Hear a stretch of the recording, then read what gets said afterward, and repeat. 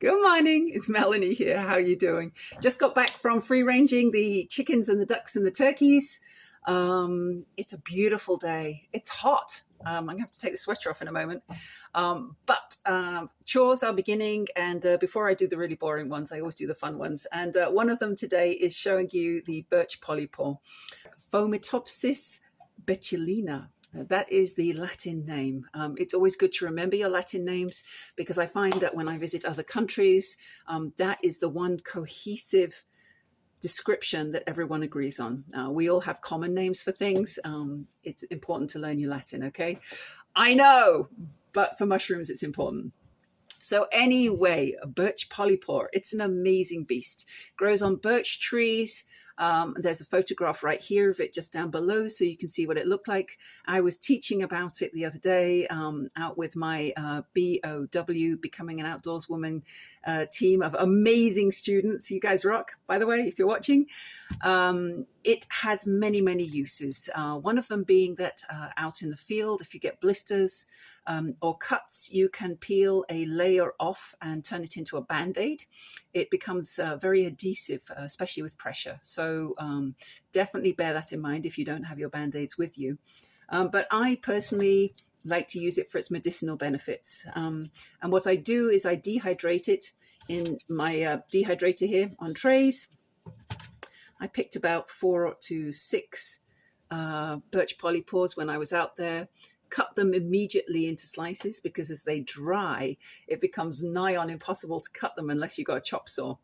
And I have to say, even though I'm off grid, my chop saw works very happily. There's enough electricity for that, so that's good. But you can see after dehydration, it cracks open really, really easily.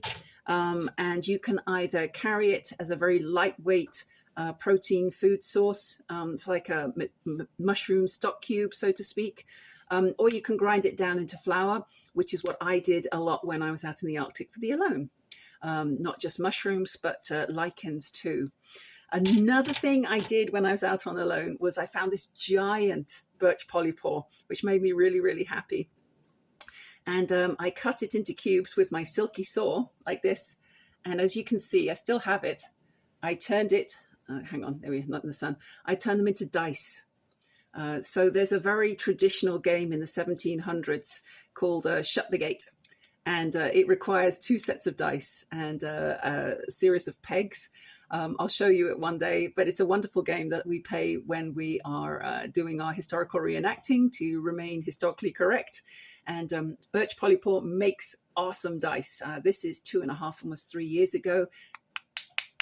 They are perfect, and I still play with them, so that's really cool. But yes, it is an amazing mushroom, dehydrated into flour.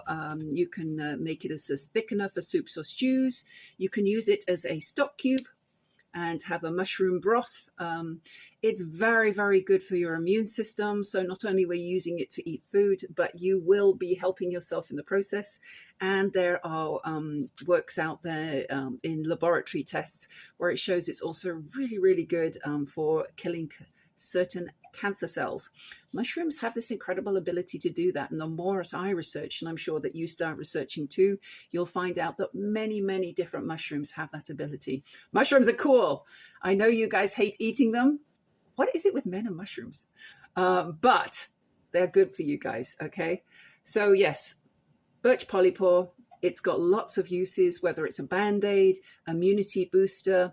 It also helps with parasites.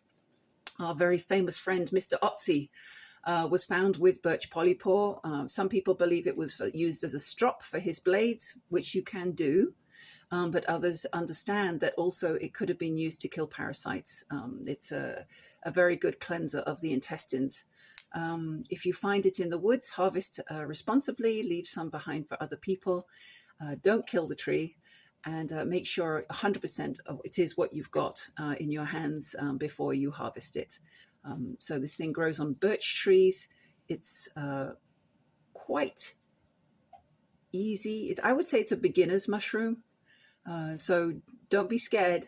If you see it on birch trees, have a look, see if you recognize it. Do your research. And of course, if in doubt, throw it out. But other than that, have fun and enjoy. Bye.